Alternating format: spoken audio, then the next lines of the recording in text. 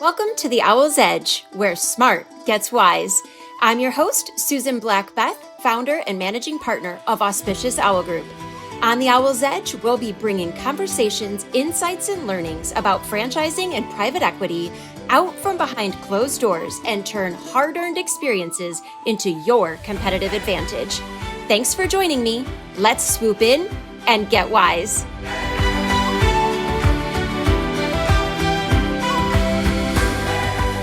Welcome back to Aviary Studios. I'm your host, Susan Black-Beth, and this is the Owl's Edge. I am joined today by my friend Mike Isakson, former president and COO of ServiceMaster Franchise Services Group.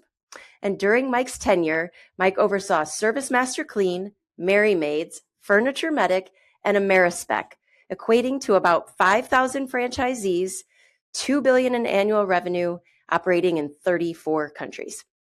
In addition to his operating roles, Mike was the chairman of the IFA, the International Franchise Association, in 2007 and 8, has served as a private equity operating partner, is a member of several boards, and is an investor in franchise systems. Mike, welcome, and thanks so much for joining me today. Great, Susan. It's been a privilege to know you over these years in franchising. And, as we reminisce, it's many years. It's many decades. Years. You know what? An important part of your bio for me is you introduced me to GoodNotes. Yeah. In fact, I'm using it as we speak today. I mean, you have been incredibly influential in my career and in my life, with GoodNotes being a very tiny part of it, but it was very impactful. That's great. Great. Very impactful. But we just got back from Las Vegas, from International Franchise Association 2026, and you and I were saying that this is number 24 or 5 for me, number 34 or 35 for you. As you get back home and kind of reflect on your time in Vegas, what are some of your takeaways from the convention at this stage of your career? Well, first and foremost, just thankfulness that God led me into franchising, and the opportunity starting way back in 1977 as franchisees for 13 years, and to see this tool of franchising as a franchisee, as a franchisor, working as in a company like ServiceMaster, how blessed we are to build the relationships, the friendships, and also the family equity and the value, and just so thankful that we have that. And then secondly, the relationships, you being one of those relationships that we've been able to form over these years. IFA is much more about those friendships, those relationships, and building new ones. I've been blessed to be involved in that. And then also to see the evolution of franchising and to see how endurable this model is. Yep. My goodness. You go back, think about some of the death spirals franchising was in the 90s, and the world was going to end. It didn't end.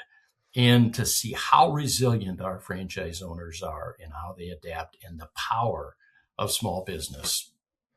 I love when we walk around and you take 5 steps and it's a hug, right? Mm-hmm. 5 steps and a hug. And just the folks that I get to talk to that are either first-time attendees, or maybe it's some of our private equity buddies that are coming for the first time, and they're like, wow, I've never been to anything like this before, right? Where it is so much camaraderie and just collaboration and just that warmth, because we are such relationship builders, right? Well, and when you think about the whole process of awarding franchise owners, it's about the transmission of the values and the culture and the opportunity within a franchise business that you're transmitting. And it's all about building relationships, responsible relationships. Mike, you just used the phrase awarding franchises. I have been particular about that language and that vernacular, that there is a difference between awarding a franchise and selling a franchise. Is that something that you are particular about as well? No, I think it's very much that we're entrusting the IP, the intellectual property that operates these business. But we're also awarding this franchise opportunity to join this club of, in some cases, hundreds or thousands of other franchise owners. And I have a responsibility to them in this awarding process who we're letting in. I want to pause real quick and just reiterate what an impact you've had on my life and how grateful I am for you and Jenny and your stewardship. And I have mentioned how much this community embraced me through a really tough time when my son was not well. And I will never forget the first time I saw you after that, and that you gave me the biggest hug and said, I prayed for Brandon every day. And just how much, Mike, that just meant to me. And I believe it's a big part of the reason that he's here, as I know there were a lot of people pulling for him and praying for him too. So thank you. Well, and to that point, something that the last question you asked, what's something not on your resume that I'm really proud of? There's lots of folks that will call me and say, will you pray for me?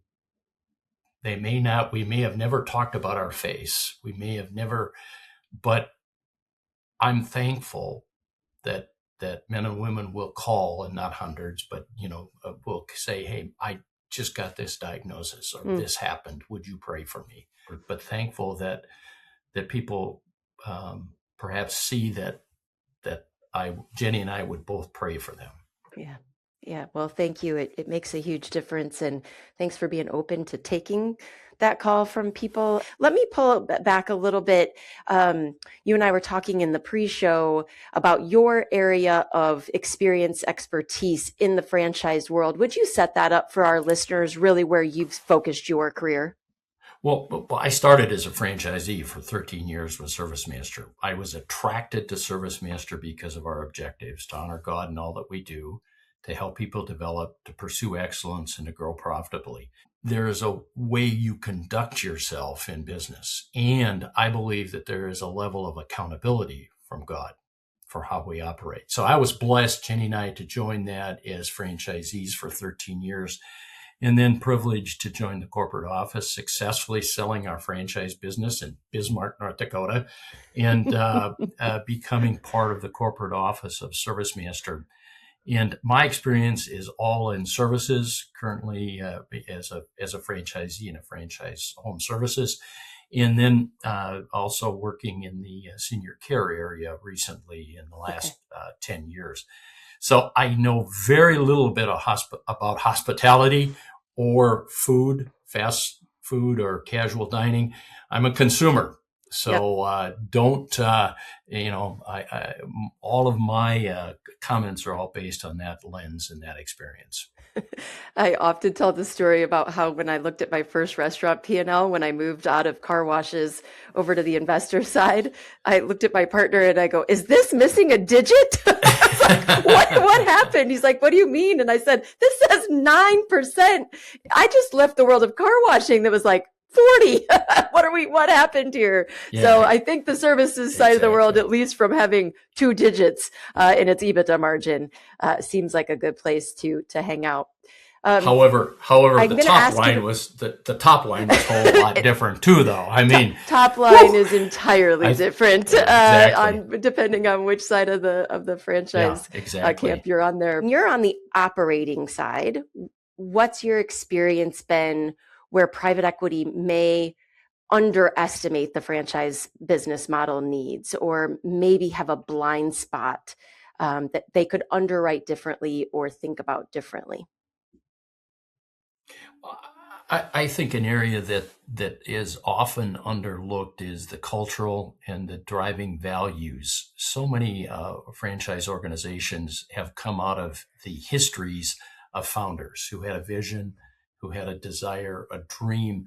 And that's not to say that private equity firms, I've seen some that do it very, very well to embrace and grab and see that is an advantage, that cultural alignment. And I think I always like to think about strategy. I also like to think about performance and execution of the strategy. But there's a missing factor. It's trust. And trust is that huge multiplier. And so how a private equity firm can measure that trust, that's pretty tricky. How do you, but I think what I would encourage private equity firms is to make sure that their leaders that are evaluating the business will try and gauge that trust, or to bring advisors like you, me, others that can sense that trust that's required to accelerate strategy and performance.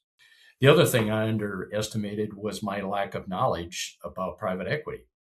And I needed to learn that and to understand how I fit into this ecosystem. Thank you for leading me to my next question, which is, what is something that franchise executives or operators maybe still misunderstand about how private equity makes decisions or what some of their objectives are? So what you just said, what's maybe a key learning that was really imperative for you?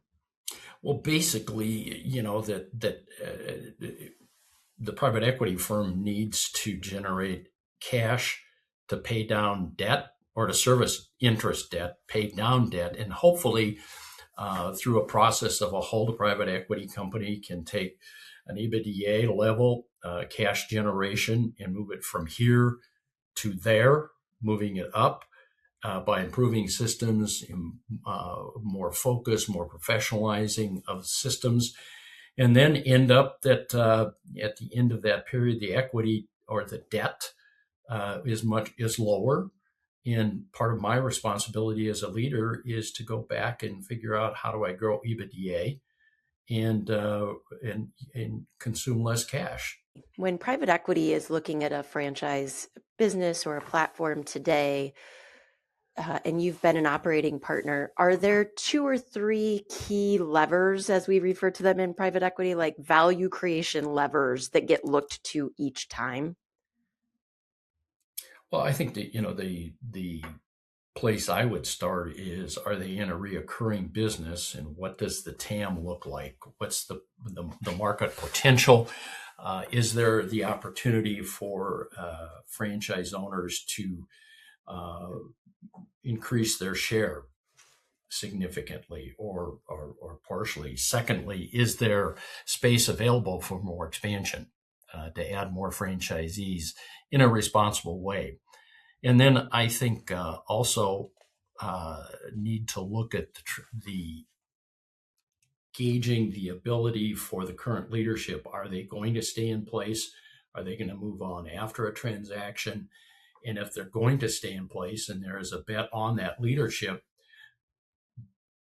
do they see that there can be a fit and that they really take that CEO and that C-suite and understand what the CFO and the CMO or the chief legal counsel, how they fit, and the private equity company needs to step back and say, can we work with these men and women? I think the ability for private equity firms and for all of us in any situation is to be able to be empathetic, Yep. To step in and sense what that. And I think another thing that private equity or that in development that our home office staffs miss is, if you have a company owned operation and you're going to add a truck, where's that capital come from? The owners of that company. In a franchise business, when we ask a franchisee to add more vehicles, to add new software, to spend more per lead, to invest in people, all of that operating capital comes from the franchisee. It does not come from the private equity firm or the ownership or the private founder of that business. And so I think some of our friends miss the fact, who is putting in the capital? Yeah, we have a bit of a risk misalignment as well, right? I think when we have private equity groups come into franchise businesses, and that empathy piece for the level of risk that a franchisee has taken can just really be an advantage for the investor if they can put themselves in those shoes for some of the decision making. Right. I really feel called to throw a flag on the play, a yellow flag that says, hey guys, like, we have to keep franchisees at the center of these decisions. If we don't, this entire model collapses. Well, right. I don't know if I totally agree. Okay, push back. And I think we also have to understand the franchisee is smarter and is more driven than we know. When you needed to do what you needed to do for your family's business, you did it, regardless of what the franchisor was going to do or not going to do. And, sometimes we rolled out some really brilliant stuff, and sometimes we rolled out some really not well thought out, not well supported, Yeah. not well developed ideas. And, the franchisees, the good ones, they grew in spite of us, and also they made the decision to join something. And, for some of us, and you're an example, I'm an example, when we made a decision to marry our spouses, we married them for good or bad. Yep. And in time, these franchisees have said, hey, I joined ServiceMaster and I'm going to make it work because I made that decision years ago. And then also the other thing that's out there, that the marketplace will sort out the winners and the losers for the brand. And if the brand doesn't deliver on the promise to the consumer, the consumer is going to sort out and say, here's the brand that's going to win or lose. So that's another issue as we put this all together, that the marketplace has got a huge vote in this whole process. And so it's just not the private equity firm, it's just not the franchisor, it's not just the franchisee, but you've got to have a value proposition, and the consumer is going to vote day in and day out. Now, their voting is going to be driven, how good is lead generation? How good is driving value for the franchisee? Are we building systems that deliver leads to the franchisees that are costing $50 or $250, leads that convert at 80% or leads that never convert? So that's the concept of the marketplace. What's something, Mike, and I'm going to ask you to toot your own horn, you're not amazing at this, but if you're going to coach a leader, if you're going to help mold somebody, what is a leadership lesson that you have lived, learned, maybe the hard way, that is one of the top 1 or 2 lessons that you're going to coach a leader on? It's about the responsibility and the stewardship that we have in our relationships. And I think if I was going to coach a leader, I'd ask them to use a very simple process to get in and understand an individual. And I call it forward. Understanding their family and learning about their family, their kids, their dog, their who they are, and asking and saying, how is Bill doing? How's that 3-year-old? If you're not worth value for your family, you're not worth any earthly good in anything else you're going to be doing. The other one is your occupation. What are you good at? What do you like? What are the skill sets that you've been given with? And then what's your recreation? What do you like doing?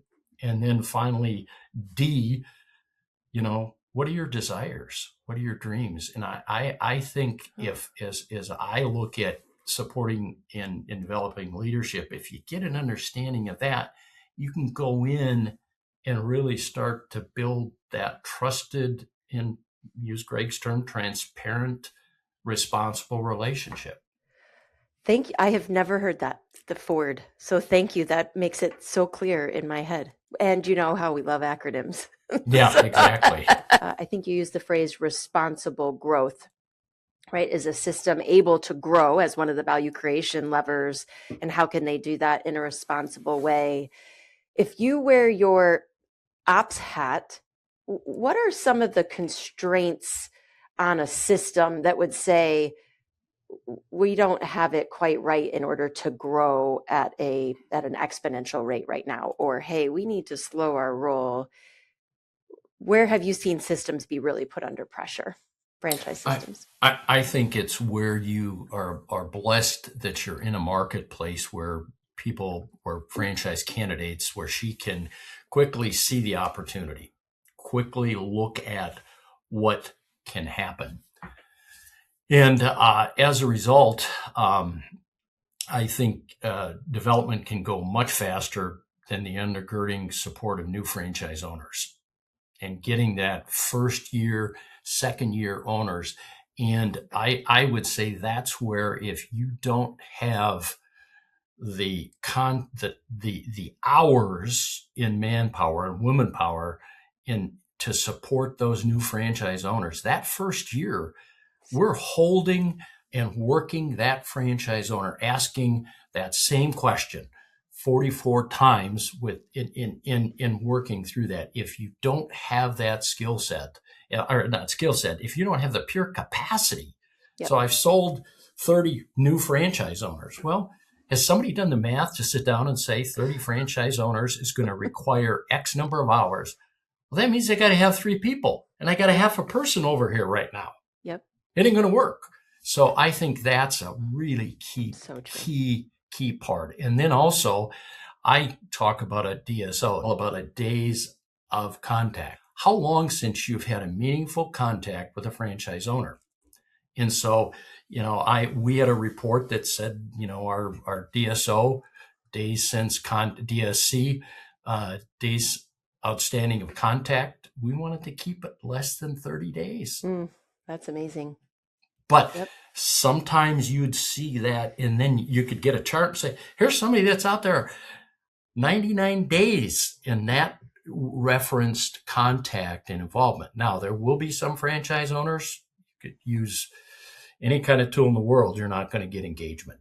Yep. One of the things that I feel like, as I've been back in franchising around the operations side more, is just the underlying power of the franchise business model in that first 12 to 18 months. It's talked about a lot, right? Well, maybe not as much as it should, but it does get talked about a lot.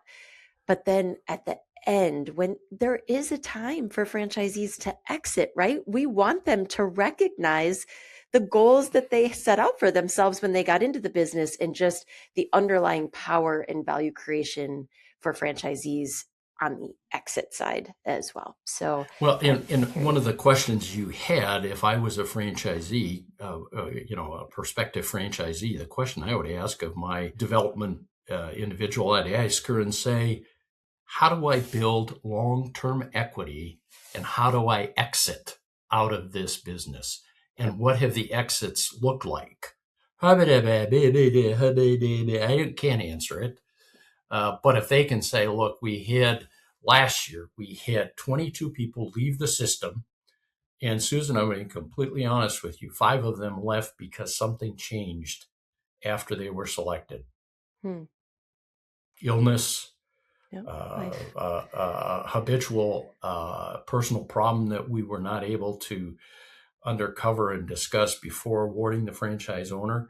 And by the way, we had 15 leave, and these are men and women that have been with us for 20 years.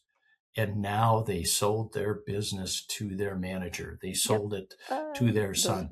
That's a number that I would want to hear from my development person. And then for me to gauge, how real is that? Is it fact-based, et cetera, et cetera? And then you can go to the FDD and, kind of parcel out some of that to get a little bit of reality in that as well.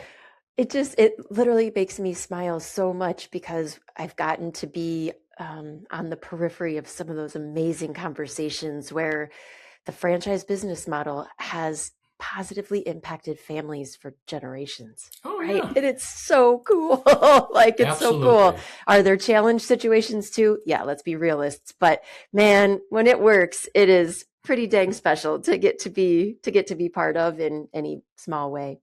Hey, I want to talk about a buzz term that's out there, operating partner. So I want to be an operating partner with a private equity group. From your experience, could you talk a little bit about what the key responsibilities or relationship between a private equity group or a private capital group and a franchisor is as an operating partner? Just demystify that role for us a little bit. Well, I think about it very much as a triangle, if you will. You've got at the top of the triangle is the CEO, the leader of that business. Equal access, of course, to the managing director of the PE firm. But then there is this operating partner, or in the case, call it a board member, an advisor. And really, when we talk about boards with private equity, our board membership does not give us any voting rights that allow us to kill a deal or anything. We're really advisors. The small amount of shares that I may invest in, I don't have any way to block or change a direction. The PE is going to call it, but it's that triangle that the operating partner or board member has to have access and a confidential access to the CEO, likewise to the private equity sponsor, the managing director. And I have had the opportunity to work with an outstanding organization that is very comfortable in that triangle of communication. And there's things that are said between the operating partner or the board member, if you will, and the CEO, and things that confidentially, and then between the board member or the operating partner and the managing director. And I sit today on a board today where we have that kind of relationship. And there can be that 3 levels of communication. So I think about it as a triangle. And if there is fear by the operating partner that they can't trust, by the managing director, if they can't trust their operating partner or can't trust a board member, well, we get the wrong relationship. And if there's, there's another piece of this puzzle. PE brethren, men and women, are incredibly bright. I mean, they've got IQs that boil water. And, but I think sometimes that hubris, that overconfidence in what they're doing. Now, what's exciting, or what's in reality, is I can have hubris as well. That's Mike Isakson said it. That's a bunch of baloney. And the CEO. So if you've got an organization that there is so much arrogance and pride in where they're at, it's a dangerous and I'd encourage to make sure that. And again, how do you measure hubris? There's not a litmus test you put in somebody's mouth and, yep, they got it. They don't. But you can sure feel it. I bet I had no less than 4 conversations just at convention recently where somebody was reporting back or maybe sharing with me a story of something that had evolved since the last time I saw them or talked with them. And just through the conversation, they said, and I had to check my ego. Right. Oh, yeah. And I had to check we all do, but just that the quicker we can get to checking that ego, a lot of times the less dramatic the problem or the challenge ends up being, if we can just really step back with that hubris and that pride and check it. What will differentiate the private capital investors who have outsized success from those who maybe struggle with their investments over the course of the next 5 or 10 years in your view? I think it's the relationship that they build with that C-suite, with the leaders inside, of how their CEO, how she is supporting, how the CMO, and not necessarily have to have all these titles, but the folks that are touching the franchise owners and the CEO, the individual that the private equity firm is entrusted with an opportunity for incredible wealth creation. In most cases, the CEOs get a nice chunk of the improved equity from start to here. And just how well will that work? And that the courage that the private equity firm has to say, we made a bad call. We got to make a change here. And then who do they find next? Yep. And I've seen examples where they find the next one that comes from an industry they have no idea what this is going to be, or they have no empathy, or they don't understand who puts the capital in. Yep. They don't understand the process of selling a relationship in a franchise agreement. One behavior every franchisor should stop doing immediately. Overloading the franchisee with all of our brilliance. We forget that we have a little tiny slice of the franchisee's time. Her time is so precious. What would you say is a very common mistake that PE is making in franchising? Demonstrating the respect for the franchisee who is putting in capital to grow these businesses. And I think you talked about rounding before. I think the PE firms are looking at they're putting millions of dollars of capital. Oh, what's $50,000? I mean, at Harvard, we just round that up into the 12th decimal point. Well, come on, guys. $50,000 meant this franchise owner sold his beloved 1946 Harley motorcycle to come join us. Yep. Most critical metric in franchising that's not getting enough credit or enough value. Engagement. Franchisee engagement? Yeah. What is it? Is it conference attendance? Is it profitability? Is it awards? Is it peer recognition? What is it? What's engagement? And have that discussion to say, and then how do you weight that engagement? That's awesome. I haven't thought about it in that way before. Open mic from you to the franchise and investor community. Mike, what would you like to share, if anything? Well, kind of where I started before. Very, very thankful. Very thankful as ServiceMaster transitioned from a publicly traded company to a privately held company. The wealth that was created for my wife and my family because of a private equity firm paying us a much better share price in the marketplace dictated. Worked out for them too. And thankful that I have relationships with people like you.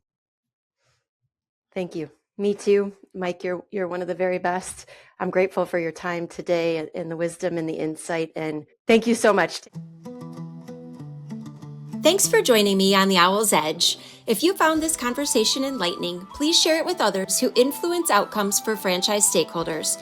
To explore more on the topics of franchising and private equity, visit us at auspiciousowlgroup.com and be sure to follow the Owl's Edge wherever you listen to podcasts. Until next time, be smart, be wise.